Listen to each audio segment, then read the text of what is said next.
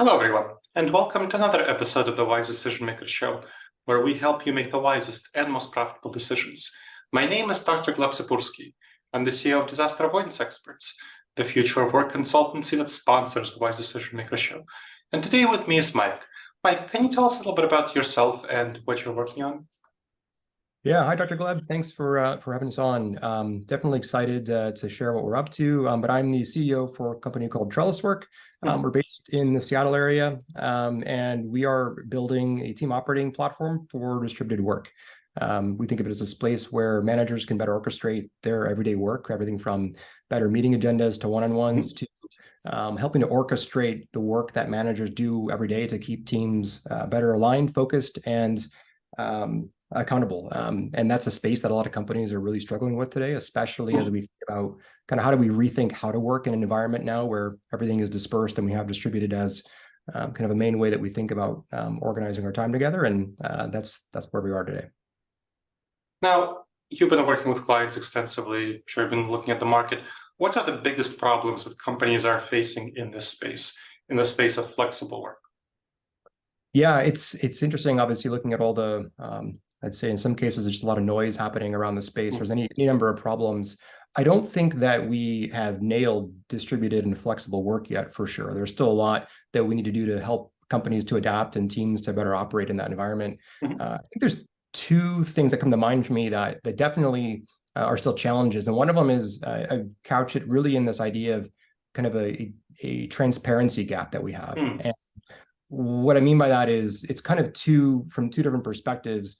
One is if you are a leadership team today and you're trying to wrestle with really what is the right way to either enable my teams or how do I operate in this kind of environment, you have this kind of challenge in that because we don't see work anymore in person, you have this kind of misalignment of, I think, what we otherwise take as physical proximity as a sign of productivity, which oftentimes is not always true in some cases, right?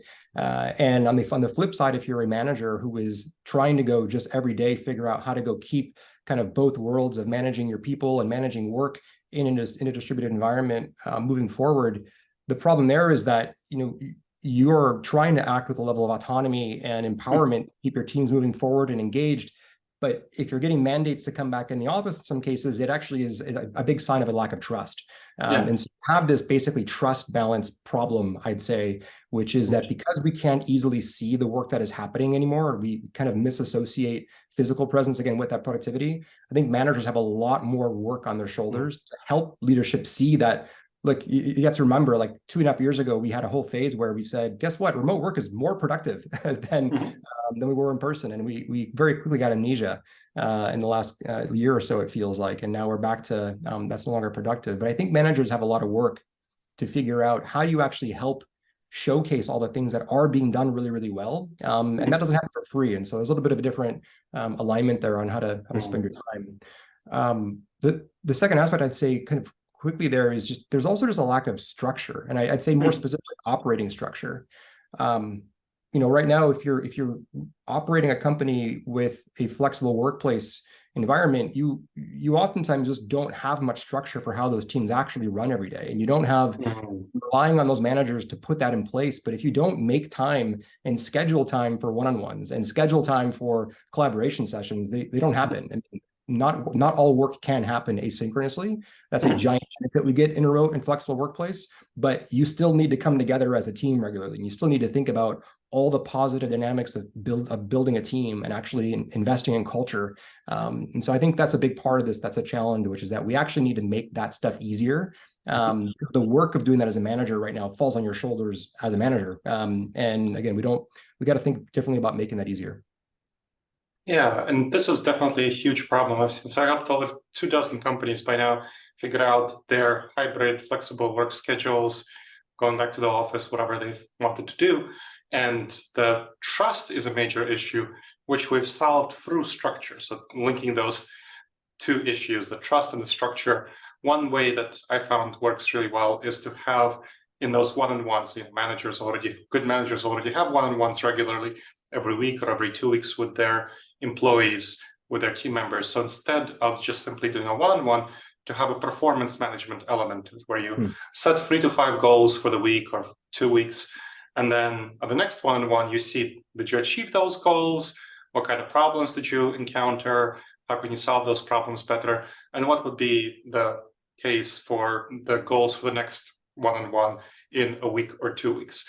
So there's kind of a linkage in there, I feel. What have you seen about structures that help address this transparency gap? Well, I mean, the one thing that we hear most often right now, and we see is like there's often the question of just are your teams even doing one-on-ones, right? I mean, so like back to the structure again, right? Which is like there's just a basic, almost like a binary of are you doing the things that you need to do anyways to even have that time with your individuals in a one-on-one space? And just knowing that those are or not happening in and of itself is a huge differentiator of just whether or not you've actually have kind of healthy team culture happening. But yeah, there's definitely a linkage that we see around just you can't overestimate, I think, the value that comes from regular one-on-one time with individuals, because so much of the way that people operate is it's not all one size fits all, right? So some people might do really well in a team environment where it's a group meeting space, but some people are very much more a personality where they want that individual time with a manager. And so in some cases, if you don't have that time with that person one-on-one, you might never find out that they were misaligned or didn't actually understand the goal, right? So that's a big part where, yeah, I do like your comment of like linking that specifically to structure in the sense that that actually is partly what builds trust, because that's also those one-on-ones are where you do build individual relational trust. So yeah, spot on. In terms of trust, I think that there's something I see about a mentality that dates back to the factory worker, this idea that knowledge workers are just like factory workers. They produce things in a standard manner. But knowledge workers are not factory workers. They don't do the same repetitive tasks. If so, their work would be outsourced to AI. They do much more creative, innovative tasks. And it's the idea that you can simply monitor and ensure creativity, ensure innovation, seems a little bit backward to me. So what are you seeing about ways of actually facilitating innovation, which we have a lot of research and practice showing that autonomy is really important for innovation, which would seem like you would need to give people trust, and if you give them some autonomy. What are your thoughts about the specific productivity associated with innovation in this remote hybrid work environment? Yeah, I think it's a good comparison actually. Back to just kind of factory work, and you're right, it's very different work. I mean, obviously, just the nature of the fact that so much of today's knowledge work is cross-functional and distributed in nature, not just physically and geographically, but also distributed in the sense that we work with teams where it might be a product team interfacing with a design team, interfacing with an engineering team, interfacing with a marketing manager, and like that work doesn't necessarily benefit from the same types of advantages you got from being in person, as much as you need better ways to collaborate and share information cleanly. So what I would say is key in this space for us is like we talk a lot about structured collaboration is what's missing. I mean, if we've gone into this environment now where all of our context is everywhere, it's all scattered vertically across different surfaces, whether it's general purpose Google Docs or your email or a Slack channel, our ability to just find that information when you're coming together as a team to do innovation and collaboration, like we're hindered by that ability to actually bring the right context together. So that's, again, we talk a lot about this idea that there's just an operational context layer missing right now, especially in distributed work. And it's an enabler to that same level of innovation and collaboration that you want to go in, I'd say, encourage. And when it's nothing but a scavenger hunt trying to go find everything, it's non-value added busy work to try to go just find the data. So that's a big part where I think more of those collaboration surfaces that have an essence of structure and connectivity, so that it's not so hard to go find what you need when your teams get together, is important. I find that to build on what you're saying, which I think is very insightful, I think what I find is that organizations don't really even think that this is something necessary. They don't realize that you can't use the same old ways of managing in a new environment, in the remote environment, in a hybrid environment. You need a whole new playbook. You need a whole new structure. You need new policies, new approaches, new systems, new processes. So what are your thoughts and what have you observed about better practices, best practices in having structured collaboration, having a playbook for remote work, for hybrid work? Yeah, well, it's similar to maybe the other comment on one-on-ones, which is, having a playbook is a giant step in the right direction, right? There are some really great companies that, I mean, are definitely on the radar that I've seen them in the last couple of years that do a really, really good job being more forward thinking around, here is the handbook for remote work, and this is how we're expecting teams to go operate. The challenge that I think comes with playbooks in themselves is that they're not enough on their own, right? So you actually need, Sure. it's a great step to basically sit down and actually document, how do we work around here? That's a huge thing that matters a ton right now for everything from building trust to building high trust teams to all the things around just knowing what it's like to actually be a team and work together. That's a huge part of this. The thing though that I don't think we tend to go far enough with a lot of times is you still have to put those into practice. And like, so the handbook is great and the playbook is great, but we have to remember that managers only have really general purpose tools right now at their disposal that don't do enough to actually operationalize these things. And so, you'll start your day in a one-on-one with somebody and you might take notes in a OneNote, and then you'll jump to a team meeting that you're expected to go run. But again, that's maybe just a Zoom call that you're going to be on. And you might have a notepad somewhere, you wrote down the bullet points of the agenda. But like, my point is, like, if you don't actually make tools that help you think about augmenting the way that your managers actually spend their time and start from there versus start from the scavenger hunt, it actually changes the mindset a little bit. And so I kind of equate this to, back when about 10 years or so ago, I was working at kind of a large manufacturing company, and it's like, 100,000 people. And we'd go into a conference room, and on the wall, you'd have, the values printed, and it would be, company values in the conference room.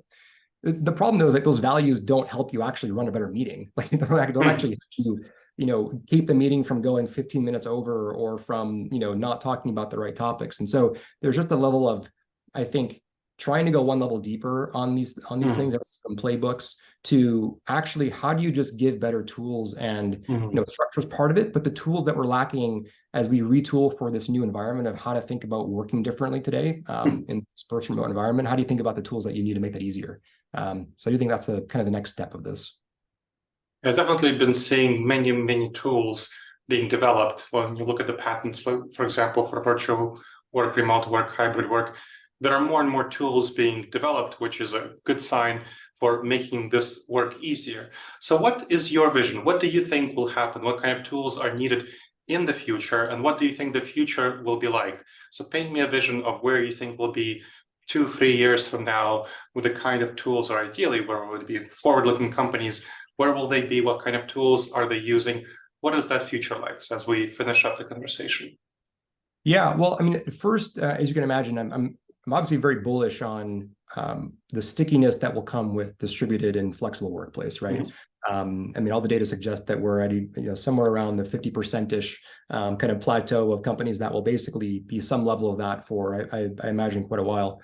So if you start from that standpoint and you realize that we have to just invest in how to work differently in that environment, then I think what's going to happen is that we will have to go address this challenge that, again, we observe kind of blatantly, which is we call just team ops. And the team ops is like this space that I think has been unaddressed for too long. And it's in the middle of managing the work and managing people. And they're not discretely different things in the minds of a manager, because that's every day for you. You're trying to go keep both of those things in balance. And there's oftentimes tension there. And I think that tension, we were able to stomach it when we were in person, because you kind of got some minimum viable culture and minimum viable structure just because you were together. But when we don't do that intentionally and create space for that in remote, I think it's really challenging. So the future of the space for me feels like we're going to create an environment finally where, if you are in charge of managing a distributed set of work, of projects, of people, and your physical location does not matter, it's going to be a different way to think about the operational tools that actually make it easier to bring context from all the other things that you're otherwise being stretched thin through, and having those actually more intelligently aggregate around the way you actually run your team. There's obviously aspects of where I think AI matters in there. But again, it's not widgets. It's actually, you've got to create an operational context that lets those things even live in the first place. And so that's a big part of our vision, where we think this actually matters, is can you put the right framework in place so that when we talk about augmentation from things like AI, they're doing it as assistive technologies to help promote a space that we think needs to be a healthier team operations push versus just purely, AI's here, people are gone. I guess that's not how this is going to work. So, excellent. And can you share with folks where they can find more information about you? Oh, yeah, for sure. Anyone who wants to know more about Trelliswork, you can visit our website at trelliswork.com. Anyone, we're currently live in beta. You can join and try it out for yourself. We basically try to make it easier for you to do the basics of what we call team ops. Something from managing your agendas to running one-on-ones to making sure that culture has a place to actually live, and then also just sharing your work, because again, it doesn't happen for free. So make it easier. And I think that's helping companies run better, high-performing teams. Excellent. Well, thank you for sharing your expertise, Mike. That was very helpful. Excellent. Thank you, Dr. Gleb. And thank you to the audience for checking out another episode of the Wise Decision Maker Show. Please make sure to subscribe wherever you checked out the show and leave a review. It helps others discover the show and it helps us improve the show. All right, everyone. I look forward to seeing you in the next episode of the Wise Decision Maker Show. And in the meantime, the wisest and most profitable decisions to you, my friends.